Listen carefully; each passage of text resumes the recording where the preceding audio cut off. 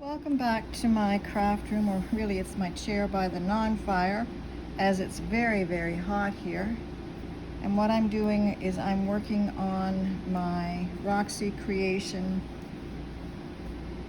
This is probably May, which is a bird, so I'm putting, it's your favorite colors, which is this blue, and then pink flowers all the way around it. And then I'm going to add white here, and some flowers here, and some birds here. So I will show you a drawing of what I hope to create. So here is the drawing of what I'm hoping to do. Slow stitching flowers here, and I'm only going to put one bird, and he's going to be a bit bigger. But this is what I'm hoping to put in here. So we'll see how well I do.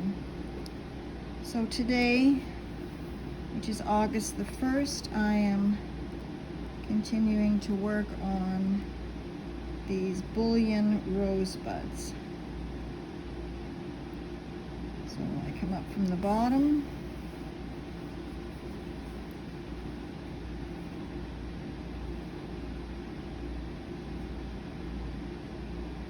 come back up, and I'm wrapping about 12 times.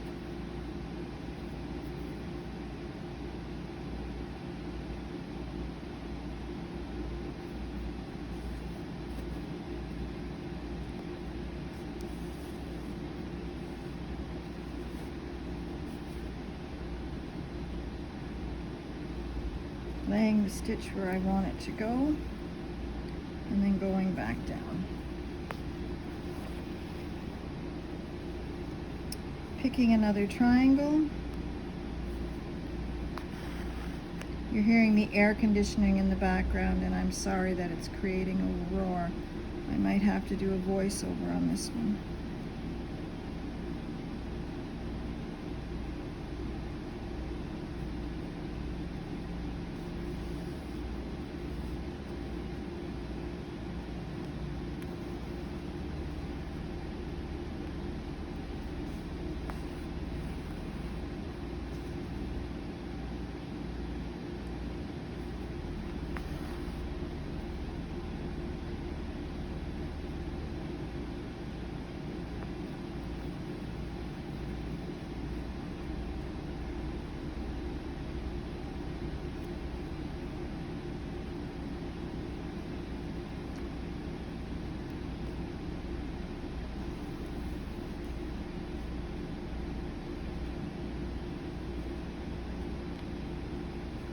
Remember not to pull your, when you're looping around your needle, not to pull it too tight.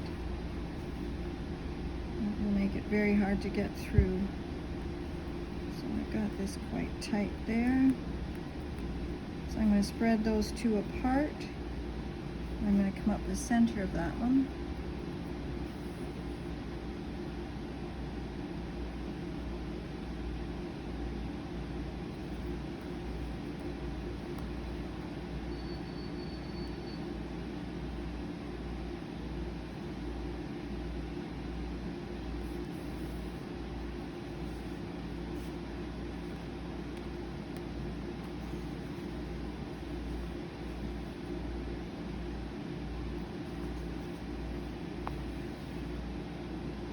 Whoops, don't get that caught.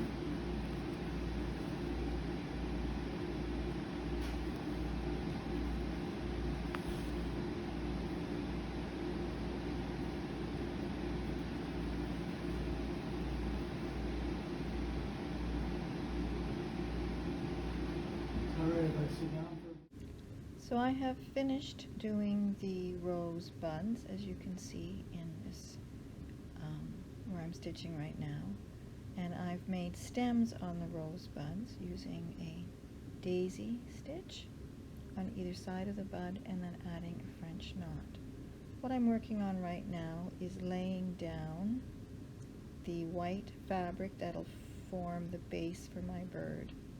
As you can see, I have stamped it with a musical stamp. The stitch that I'm using here, I call it a thick chain, and it starts by you making just a little bit of a stitch, a very small stitch, and then you slide your thread through it. So here I am, I'm coming up the width of the stitch that I want to do, or the length, and now I pull my yarn through, and then I slip my thread under the previous stitch and go back down again. I quite like this stitch, and I'm going to go all the way around the scroll. So I've gone all the way around with my thick chain, and I have accentuated it with this black stitching all the way around to make it stand out. And now what I'm doing, oh, the other thing that I did was I didn't like the stamping, it was too dark, so I went over all of it with gesso to just set that black ink into the background more. And now what I'm using is a couching stitch to lay down this lace that I'm working on.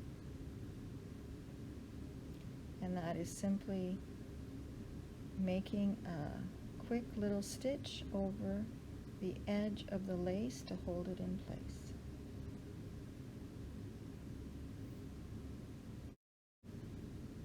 And now I will continue to work on the couching and lay down the rest of that lace.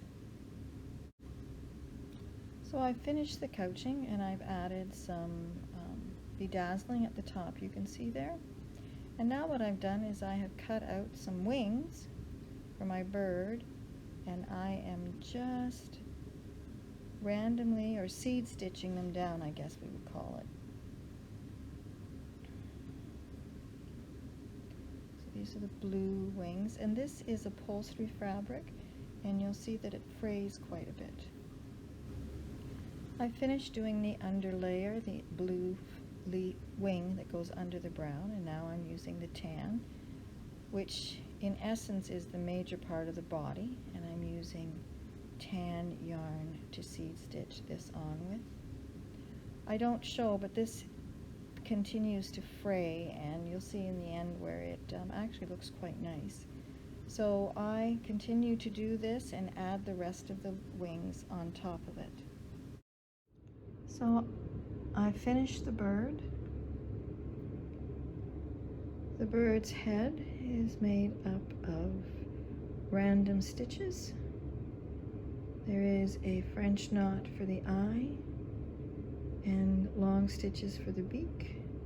And then to make the feathers stand out a bit more, I went around them with the blue that I've highlighted the face with. So here's the finished product. The back is to mimic a wallpaper. I've hand stitched the happiness in the song of the bluebird. And then we have the bluebird.